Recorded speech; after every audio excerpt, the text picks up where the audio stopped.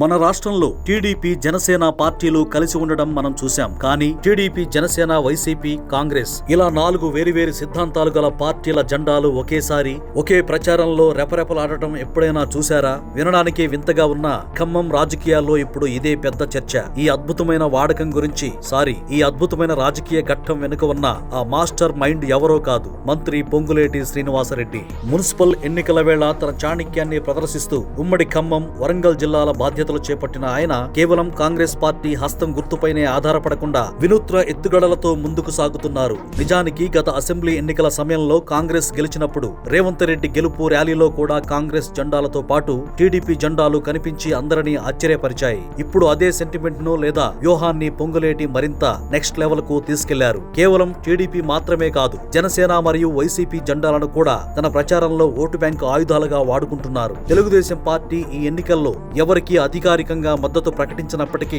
మంత్రి తుమ్మల నాగేశ్వరరావుకు ఉన్న పాత టీడీపీ కేడర్ బలాన్ని తన వైపు తిప్పుకునేందుకు పొంగులేటి ఏమాత్రం సంకోచించకుండా పసుపు జెండాలను ప్రచారంలోకి తెచ్చారు. మంత్రులం ఇద్దరం కలిసే ఉన్నాం, మీరంతా మావారే అనే సంకేతాన్ని పసుపు దళానికి బలంగా పంపిస్తున్నారు. వైసీపీ విషయంలో పొంగులేటి అనుసరిస్తున్న వ్యూహం మరింత గడుసుగా ఉంది. రాష్ట్ర స్థాయిలో వైసీపీ బీఆర్ఎస్ మధ్య సాన్నిహిత్యం ఉంది. ఖమ్మం వరకు వచ్చేసరికి సీన్ రివర్స్ అయింది. గతంలో తాను వైసీపీలో పనిచేసినప్పుడు ఉన్న వ్యక్తిగత సంబంధాలను అడ్డం పెట్టుకుని ఆ పార్టీ శ్రేణులను పొంగులేటి దాదాపుగా తన వైపు తిప్పుకున్నారు. వైసీపీ అధిష్టానం ఆలోచనలతో పని లేకుండా క్షేత్రస్థాయిలో ఆ జెండాలను తన అనుచరుల చేత మోపిస్తూ విజయానికి బాటలు వేసుకుంటున్నారు. అంతటితో ఆగకుండా పవన్ కళ్యాణ్ నేతృత్వంలోని జనసేన జెండాలను కూడా ప్రచారంలో జోడించి పొంగులేటి తన రాజకీయ పరిణితిని ప్రదర్శించారు. ఏపీలో కూటమిలో ఉన్న జనసేన ఓటర్లు ఖమ్మంలో ఎటు వెళ్తారో అన్న సందిగ్ధత లేకుండా ముందే జెండాలను కూడా తన ప్రచార రథాలకు కట్టేయడం చూసి స్థానికులు ఆశ్చర్యపోతున్నారు. మొత్తానికి జెండా ఏదైనా